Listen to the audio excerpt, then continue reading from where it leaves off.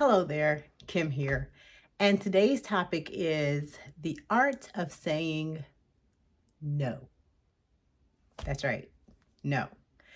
This is a leadership skill, in my humble opinion. It is definitely a leadership skill and it is an art. And not only is it a leadership skill, but it's something that I think everyone could benefit from in their lives. And I know it can be challenging. So let's dig in. Now, you may think that saying no may be just about setting boundaries, but no, it can be very, you see what I did there? But no, it can be very strategic. And technically, it doesn't require you actually saying the word no every time. For example, I have a story for you. Once upon a time, when I led cloud infrastructure and SRE departments, we were always being pulled in multiple directions, which can be very tricky because SRE, for those who do not know, is site reliability engineering, and reliability is the key here, right? That's the key word to keep in mind. It's about reliability, resiliency, things like that. And it's not the sexiest job. I'll be honest. In SRE, it's not the sexiest job. It's a lot about keeping the lights on. It's about infrastructure. It's about reliability. It's about trust. It's about making things run just so efficiently, automation, all of the things. But what it's not is about building really pretty customer facing products or even making engineers' lives so much easier that they don't have to worry about how to figure out the longer way of doing things. Um, and we were often being pulled, or my teams were often being pulled in directions that would ultimately take away from the core of who they were and what it was that they did. So, the first thing that I did when communicating to leadership, whenever there was something that was perhaps suggested that we dive deeper into, is I gave a list of our current priorities. I always very clearly told the story of my team.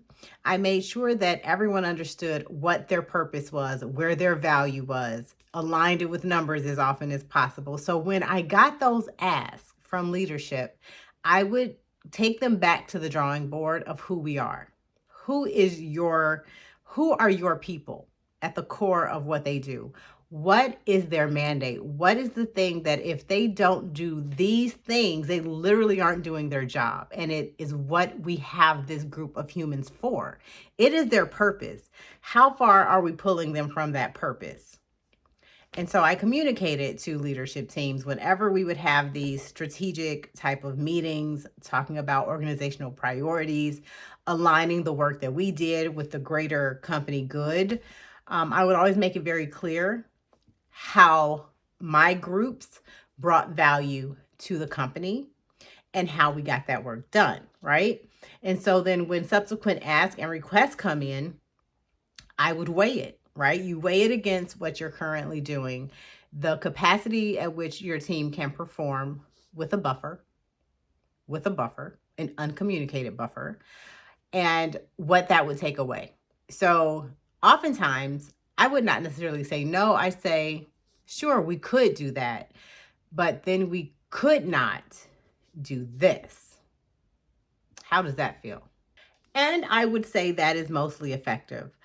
But I would also say that you better make darn sure that the things that you are doing, your team is doing well, and that you are holding them accountable to those things because you just went to bat and made sure that they had their space, they had their focus, and you said no. So that's my example, right? So that's just one example of how you can strategically say no while keeping your team focused and driving them to excel in the areas that they actually are good at and that they were hired to do. While sometimes you will need to stretch them, you have to know when that is. So you do have to consider what's happening in the market, in the company, with your team composition.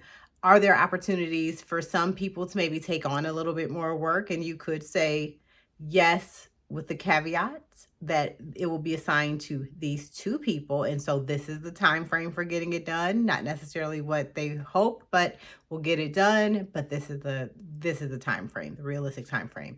So there's ways of compromising on that as well. But let's talk more about how you can do the same thing. So knowing when to say yes or no is something that you have to consider, right? Every yes has a cost. Every no has a cost. So some things to ask. Does this align with your top priorities?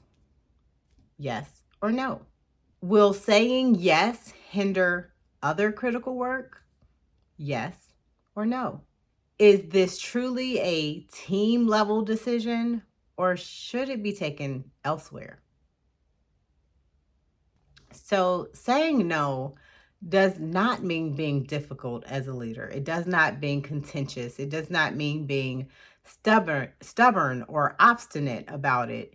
It's just that you're making a data-driven decision. You're really thinking about your current time, your current resources, the time of year. All of that makes a difference, and you're making a decision. That's literally all it is. Which is, as a leader, it's kind of your job. Okay, so people often like talk tracks. So, one thing that you can say, if we say yes to this project, it will delay X initiative and it will have Y impact. Is that an acceptable outcome? Now, I get it. Sometimes you may be in a tough situation and you may have a direct manager that maybe isn't quite as open to your leadership of your department or your teams or your humans. So I would say it's important to make it more collaborative and not a rejection. So when you're dealing with leaders, especially as you get closer to executive level or you are an executive and you're dealing with maybe boards, you want to make it more of a discussion, not a rejection. No one likes rejection.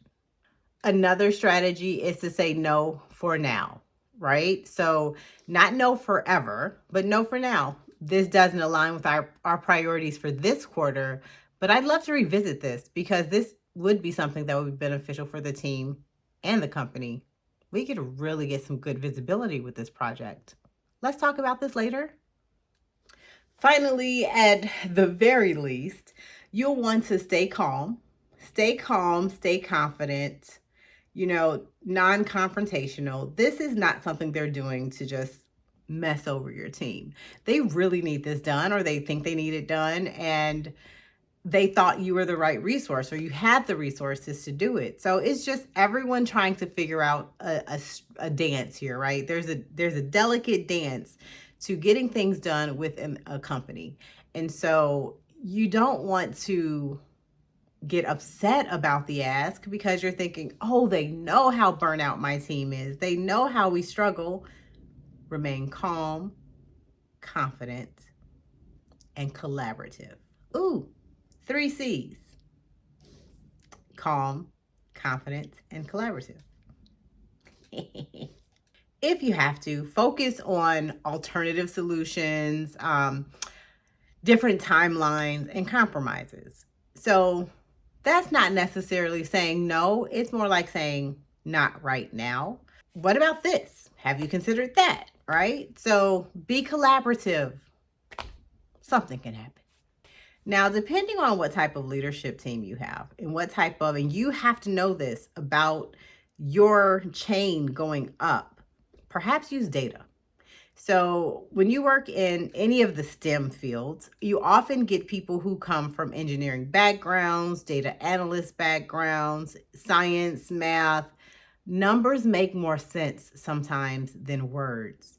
So, use data to drive the conversation and to help them understand how you made this decision and why you think that you have to say no to the ask. But this also would make you have to get that research and figure out, are you saying no because it honestly is not something your team can do, or are there other pressures you're dealing with? Okay, so I can already hear you. Kim, yeah, that's easy for you to say sitting over there. You don't know my blank. And you're right. There are different challenges everyone has to saying no. Some people just really, really struggle with saying no, which I'm so sorry to hear that. Lo siento. I do not have that problem. But I do understand that that can be a challenge for some. So let's specifically address how we can do that. Some of the fears. Some of the fears that I've heard are things like backlash from superiors. So if I say no, then they're not going to consider my team for this, or my career is going to be like that, or, these different things. So let's tackle that first. Yeah, probably not. You're probably not going to get that backlash that you're looking at. That is honestly fear. It is fear talking, and we have to move and overcome some of our fears when we're trying to lead a group of people or a company or other things like that.